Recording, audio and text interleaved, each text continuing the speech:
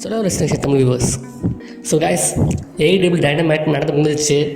இப்போ பெரிய ஆளுக்கு அப்புறம் வந்து பார்த்திங்கன்னா ஏடபிள்யூ வந்து ஆல் அவுட்டை நோக்கி போயிட்டுருக்காங்க. ஸோ அதுக்கான என்னென்ன மேட்சஸ் எல்லாம் நம்ம ஆர்வம் எதிர்பார்த்தோம். ஸோ அதுக்கான ஒரு இது தான் இப்போ போயிட்டுருக்கு. என்ன நடந்துச்சு நம்ம ஷோவில் பார்ப்போம் இன்றைக்கி. ஸோ வந்து ஆல்ரெடி நம்ம வந்து பார்த்திங்கன்னா நமக்கு வந்து நிறைய மேட்சஸ் நீங்கள் அனௌன்ஸ் பண்ணியிருந்தாங்க. ஆனால் அனௌன்ஸ் பண்ணாத ஒருத்தர் தான் இன்றைக்கி ஷோ ஆரம்பிச்சு விட்டார். யாருன்னா ஜான் மாக்ஸ்லி. ஸோ மாக்ஸ்லியை வந்து ஃபர்பிடன் டோருக்கு அப்புறம் 2 மாதம் கிட்ட அவரை நம்ம பார்க்கவே இல்லை. இன்றைக்கி அனௌன்ஸும் பண்ணலை அவரை. திடீர்னு மாக்ஸ்லி வந்து அவர் டெட்ராய்டு தீமுக்கு போட்டு வந்திருந்தார். வந்தவர் முகமே சரியில்லைன்னு நம்ம நினச்சோம். வந்தார், ரிங்குள்ள இருந்தார். உனக்கு அம்மன் டோனி சிவானி போயிட்டு என்ன மாக்ஸ்லின்னு வரக்கூடாது, எதுக்கு வந்திருக்காரு கேட்போம்னு சொல்லிட்டு கேட்குறாரு. அதுக்கு சொல்கிறாரு, ரொம்ப நாளாக நான் ஒருத்தனை வந்து பார்க்கணும்னு நினச்சிட்டு இருந்தேன், ஆனால் நானும் அவனை சந்திக்கிற வாய்ப்பு கிடைக்கல, இதான் கரெக்டான டைமுங்கிறாரு. யார் அந்த அதிர்ஷ்டத்தாலையும் பார்த்தா நம்ம டார்பி அல்லன்னு சொல்கிறாரு. ஸோ டார்பி, நான் என்னை வந்து பாரு நீ அப்படிங்கிறாரு. சொல்லிவிட்டு டோனி சிவானை பார்த்து சொல்கிறாரு, இது இப்போ நான் சொல்கிறது உங்களுக்கு புரியாது, ஆனால் வருங்காலத்தில் புரியும் அப்படின்னு சொல்லிட்டு, இது ஓன் கம்பெனி கிடையாது இது மட்டும் அப்படிங்கிறாரு. ஒன்றுமே புரியல. அதனால் இதை பற்றி சொல்கிறது ஒன்றும் இல்லை. என்ன வருதுன்னு எனக்கு சுத்தமாக ஐடியா கிடையாது. பார்ப்போம் என்ன ஆகுதுன்னு. ஸோ அது ஒரு பக்கம் இருக்கும். பார்த்திங்கன்னா அடுத்த வந்து நம்ம ஃபஸ்ட்டு மேட்ச் பார்த்திங்கன்னா நினைக்கிறேன் ஹேங்மேன் பேஜுக்கும் டொமிரோ ஏஷிக்கும் 2 பேருக்கு முன்னாடி ஜப்பான்லலாம் மேட்ச் நடந்திருக்கு. ஸோ அதுக்கப்புறம் இப்போ தான் ஃபஸ்ட் மேட்ச் வந்து அமெரிக்கன் டெலிவிஷனில். ஸோ மேட்ச் வந்து பார்த்திங்கன்னா சரியான ஆக்ஷன் பேக்டு மேட்ச்சு. கடைசியில் வந்து டெட்டாயும் ஒரு பக் ஷாட் லேரியட்டையும் போட்டு ஹேங்மேன் பேஜ் வந்து ஜெயிச்சிடுறாரு. ஜெயிச்ச உடனே சோவ் ஸ்ட்ரிக்லைன் வராரு. சோவ் வந்துட்டு ஹேங்மேனும் சோவும் நேரு பார்த்துக்கிறாங்க. பார்த்துட்டு சொல்கிறாரு, ஸோ என்னடா ஆகிட்ட நீ, என்ன நேற்று என்ன ஒன்றால் தான் என் சாம்பியன்ஷிப் போச்சு, வந்து டிஸ்ட்ராக்ட் பண்ணிட்ட. அது மட்டும் இல்லாமல் நீ வந்து என்ன நினச்சி நீ ஒன்றும் அழிச்சிக்கிற அப்படிங்கிறாரு. சொல்லிவிட்டு நான் வந்து எங்கேயோ நமக்கு மேட்ச்சுக்கு அப்புறம் நான் வாழ்க்கையில் முன்னேறி போயிட்டுருக்கேன், வேர்ல்டு சாம்பியன் ஆகிட்டுருக்கேன், நீ என்ன கீழே தான் போயிட்டுருக்க அப்படிங்கிறாரு. அது ஹேங்மேன் சொல்கிறாரு, இது நிறுத்துறா, நீ வந்து இப்போ என்கிட்டலாம் பேசுகிற அட்வைஸ் கொடுக்காத, நான் 7 இருந்தவன், என் ஃபேமிலி அந்த ஃபியூட் ஆரம்பித்த நீ தான் இந்த இதோட வில்லனே நீ தான். என் ஃபஸ்ட்டு மேட்ச்சு நம்ம நடந்த 3 மேட்ச்லேயுமே நீ ஒரு வாட்டி கூட நேர்மை ஜெயிச்சது கிடையாது. ஃபஸ்ட்டு மேட்ச்சில் பிரின்ஸ் நானாக ஹெல்ப் பண்ணா, செகண்ட் மேட்ச்சில் உனக்கு பிரைன் கேஜ் அந்த கேட்ஸ் அந்த டைமில் இருக்குமா அவங்க ஹெல்ப் பண்ணாங்க. தேர்ட் மேட்ச்சு 30 மினிட் ட்ராவில் என்னால் தோக்க அடிக்கவே முடியல, நீ வந்து என்னோட பெரிய ஆளுன்னு சொல்லிட்டு தெரியாத அப்படிங்கிறாரு ஹேங்மேன். ஸோ வந்து சரிடா பார்த்துருவோம், ஆல் அவுட், நீ நான் எந்த இன்டர்ஃபரன்ஸும் வேணாம், ஸ்டீல் கேஜ் மேட்ச் கைஸ். சரிடா பார்த்துருவோம், ஆல் அவுட், நீ நான் எந்த இன்டர்ஃபரன்ஸும் வேணாம், ஸ்டீல் கேஜ் மேட்ச் கைஸ். வேற ஆள் மாதிரி ஸ்டீல் கேஜ் மேட்ச்சு, எந்த டிஸ்ட்ராக்ஷன் கிடையாது. ஹேங்மேன் Swerve locked inside cage, All Out சிகாகோவில். அது வேறு மாதிரி இருக்க போகுது மேட்ச்சு. அவங்களோட ஐகானிக் ரைவரியில் அடுத்த கட்டத்துக்கு எடுத்து போகிறாங்கன்னு நினைக்கிறேன்.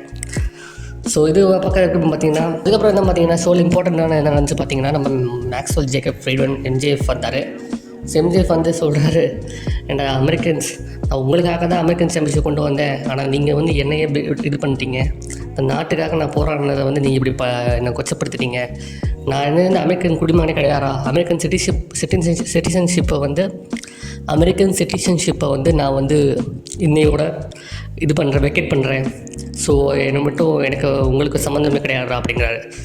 சொல்லிட்டு இருக்கும்போது டேனியல் கார்சியா நீ வந்து தேவையில்லாமல் திரும்பி என் வேலையில் மூக்கு நுழைக்கிற, அவனை பார்த்தா நீ செத்தாடா அப்படின்னு சொல்லிட்டு இருக்கும்போது டேனியல் கார்சியா, நீ என்ன பார்க்குற, நான் வரேன்டா அவனை பார்க்கன்னு சொல்லிட்டு வந்து புட்டு பழக்க ஆரம்பிச்சிட்டாரு MJF-ஐ. அப்புறம் வந்து வழக்கம்போது செக்யூரிட்டி ஸ்டாஃப்லாம் வந்து பிடிச்சி விட்டுறாங்க. அவங்க 2 பேருக்கு அடுத்த மேட்ச்சை வந்து பார்த்திங்கன்னா ஆல் அவுட்டில் வந்து அனௌன்ஸ் பண்ணிட்டாங்க. MJF vs Daniel Garcia All அவுட்டில் நடக்க போது.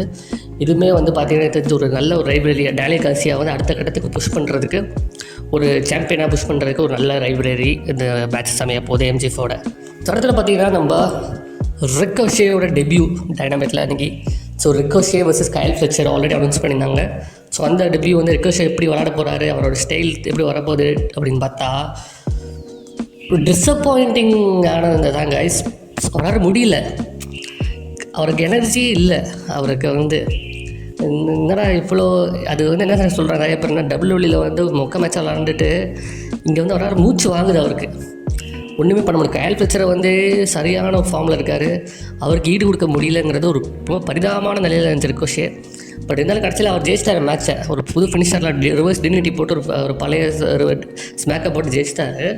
பட் இருந்தாலும் அவர் நல்லா எப்படின்னா தெரியுது, எந்திரிக்க முடியல, அவரால் மூச்சு வாங்குது அவருக்கு. இந்த WWE வந்து ஸ்பீடில் 3 நிமிஷம் 2 நிமிஷம் விளாண்டு அவரால் லாங் டைமாக ஒரு 20 நிமிஷத்துக்கு மேட்ச் விளாட ரொம்ப கஷ்டப்படுறாரு. ஸோ ப்ராப்ளி இருந்தாலும் ரிக்வஸ்ட் வந்து சரியான டேலண்ட் கைஸ், போக சரியாயிரும். ஸோ மேட்ச்சை முடிஞ்ச ரிக்வஸ்ட் வந்து தடுமாறி நிற்கும்போது நம்ம ஏரியல் அசாசின் வில் ஆஸ்ப்ரே வராரு. ஆஸ்ப்ரே வந்துட்டு மைக் எடுக்கிறாரு. ஆஸ்ப்ரே ரிக்வஸ்டே சரியான மூமெண்ட்டு. ஆனால் அந்த மூமெண்ட் கெடுக்கிற மாதிரி நம்ம பாஸ்டர்ட் பேக் வந்துடுறாரு. பேக்கு பின்னாடி வந்து ஆஸ்ப்ரேக்கு வந்து ஒரு ரிவர்ஸ் பாய்சன் ரானா போட்டுறாரு. கழுத்துலேயே உட்கார வச்சுட்டு இந்த மாதிரி இவனே வில்லோ, நீ அவனை கான்சன்ட்ரேட் பண்ணாமல் என்ன மறந்துடாத, உனக்கு எனக்கு தான் ஆல் அவுட்டில் மேட்ச்சு இன்டர்நேஷ்னல் சாம்பியன்ஷிப்காக, அதனால் நீ அவனை மறந்துடாத அப்படின்னு சொல்லிட்டு ரிக்வஸ்ட்டை சொல்கிறாரு. ரிக்வஸ்ட்டே, நீ வா ஏடபிள்யூக்கு வந்து நல்ல விஷயந்தான், போய் லைனுக்கு பின்னாடி நில்லு. இப்போ ஃபஸ்ட்டு வில் ஆஸ்ப்ரே வந்து எனக்கு தான் சாம்பியன்ஷிப் கொடுப்பான், நீ அப்புறம் வந்து பார்த்துக்க அவனுங்கிறாரு. அதோட இந்த முடியுது கைஸ். ஸோ ஒரு டீஸ் கொடுத்துட்டாங்க வில் ஆஸ்ப்ரேக்கும் ரிக்வஸ்ட்டுக்கும். ஸோ அது வந்து எந்த பேப்பரில் ஃபுல் கியரில் மேபி நடக்கலாம், எப்படி நடக்க போகுதுன்னு தெரியல. ஸோ பேக்கு ஜெயிச்சிட்டு வராருன்னு நம்ம பார்க்கணும். பேக் ஜெயிச்சோம் நல்லது தான், பார்ப்போம் என்ன நடக்குது. ஸோ அதுக்கப்புறம் பார்த்திங்கன்னா நம்ம மெயின் செக்மெண்ட்டை பார்த்திங்கன்னா நம்ம அமெரிக்கன் ட்ராகன் பிரையன் டைலன்சன் வராரு. புது வேர்ல்ட் சாம்பியன்ஷிப் வச்சுக்கிட்டு க்ரௌடு வந்து சரியான ஒரு ரிசப்ஷன் அவருக்கு. ஸோ பிரையன் சொல்கிறாரு, ஓகே கைஸ், ரொம்ப நன்றி நான் சப்போர்ட் பண்ணதுக்கு. நான் வந்து ரொம்ப ஹாப்பியாக இருக்கேன், ஏடபிள்யூ மாதிரி ஒரு கம்பெனி இருக்கிறது எனக்கு ஏடபிள்யூ ரொம்ப பிடிச்சிருக்கு, நாங்கள் தான் பெஸ்ட்டு ரெஸ்லிங் கொடுக்குறோம் அப்படின்னு சொல்கிறாரு. நான் ரிட்டையர்மெண்ட் கன்சிடர் பண்ணிகிட்டு இருக்கேன். நான் எப்போ இந்த சாம்பியன்ஷிப்பை வந்து தோக்குறானோ அதுதான் என்னோடய ஃபுல் டைம் கரியர். நல்லா எடுக்கோங்க, ஃபுல் டைம் கரியரோட ரிட்டையர்மெண்ட். அதுக்கப்புறம் பார்ட் டைமாக விளாடுவேன், பட் ஃபுல் டைமாக நான் ரிட்டையர் ஆயிடுவேன் அப்படின்னு சொல்கிறாரு நம்ம அமெரிக்கன் ட்ராகன் பிரையன் டைலன்சன். சொல்லிகிட்டே சொல்கிறாரு, நான் வந்து இந்த சாம்பியன்ஷிப்பை ஒரு பெஸ்ட்டு ஏடபிள்யூ வேர்ல்டு சாம்பியனாக நான் ஆக போகிறேன், அதுக்கான எல்லா முயற்சி நான் எடுப்பேங்கிறாரு. சொல்லிவிட்டு ஆல் அவுட் வருது சிகாகோவில் வந்து வரோம். ஸோ அதுக்கான மேட்சஸ் யாராக வரீங்க நம்ம போது இருக்குது அப்படிங்கிறாரு டேனியல்சன். சொல்லிகிட்டு இருக்கும்போது நம்ம ஸ்கேப் கோ ஜாக் பெரியோட இது வருது. செம்மையாக கெத்தாக உட்காந்துருக்காரு, சேரில் உட்காந்துட்டு சொல்கிறாரு, நான் வந்து இந்த இடத்துல வந்து நிறைய பேர் என்னை வெறுத்தாங்க போன வருஷத்தில் இன்சிடென்ட்னால, அவர் பங்கு இன்சிடென்ட்டை சொல்கிறாரு. ஆனால் இப்போது பார்த்தீங்கன்னா நான் திரும்பி வந்ததுலேருந்து நான் தான் இந்த கம்பெனி ஃப்யூச்சர்னு ப்ரூவ் பண்ணிகிட்ருக்கேன். ஆல்ரெடி பிரையன் டைலன்சன் ஒன்றை பின் பண்ணியிருக்கேன் டபுள் நத்திங்கில். அப்புறம் டார்பேல நான் வந்து கேஸ்கெட்டில் போட்டு அந்த மேட்ச் ஜெயிச்சிட்டேன், டிஎன்டி சாம்பியனாகவும் ஆகிட்டேன், டோனிக்கான வாயோட உடச்சி விட்ருக்கேன். ஸோ இதெல்லாம் இருக்கும்போது அடுத்தது ஒன்று தோக்கடிச்சு ஒன்று ரிட்டையர் ஆகிறது பண்ணுறது தான் என் வேலை. சொல்லிவிட்டு நீ வந்து வெயிட் பண்ணிகிட்டே இரு, அப்படி கொஞ்சம் பின்னாடி திரும்பி பாருங்கன்னொடனே ஜாக் பெரி பின்னாடி வந்து அடிச்சுட்டு நம்ம ஆளுக்கு ஒரு நீயை போட்டு நாக் அவுட் பண்ணிவிட்டு 2 சாம்பியன்ஷிப்பை வச்சுக்கிட்டு டாப்பாக வந்து ஷோவை க்ளோஸ் பண்ணுறாரு ஜாக் பெரி. ஸோ ஜாக் பெரி பிரையன் எதுக்கு போயிருப்பாங்கன்னு கேட்டிங்கன்னா, ஆல்ரெடி ஜாக் பெரிட்ட ஏதாச்சும் சாம்பியன்ஷிப் இருக்காடான்னு கேட்டிங்கன்னா, ஆல்ரெடி ஜாக் பெரி வந்து ஒரு பிரையன் டைலன்ஸை பின் பண்ணியிருக்காரு. அது இருக்குது. அந்த லாஜிக் இல்லாமல் சிக்காகோவில் நடக்குது. ஸோ நிறைய பேருக்கு நான் ஆல்ரெடி சேனல் வீடியோ போட்டிருந்தேன் இதை பற்றி. நியூ ஜப்பானில் வந்து பார்த்திங்கன்னா வின் சிட்டி ரைட்டில் அப்போ தான் ஜாக் பெரி வந்து அந்த பங்க் இன்சிடென்ட்டுக்கு அப்புறம் வந்தார் முதல் தடவையாக சிக்காகோவில். அவரை வந்து சிக்காகோ மூவ் பண்ணுறதுக்கு போல ஒரு ஹீரோ வெல்கமே கொடுத்தாங்க, அவரை ஒர்ஷிப் பண்ணாங்க. சிஎம் பங்க் கத்தாமல் ஜாக் பெரி பேர் கத்துறாங்க சிக்காகோவில் அந்த டைமில். ஸோ அதனால தான் ஒரு மெயின் எவென்ட் ஸ்பாட்டுக்கு வந்து சிக்காகோவில் ஜாக் பெரி வந்தால் ஒரு அட்ராக்ஷனாக இருக்குன்னு சொல்லி அந்த முடிவு எடுத்திருப்பாங்கன்னு தோணுது. வேறு எதுவும் ரீசன் எனக்கு தோணலை. ஸோ பாப்பா கைஸ், ஆல் அவுட் வந்து ஆல்ரெடி வேறு லெவலில் ஷேப் ஆகிட்டுருக்கு.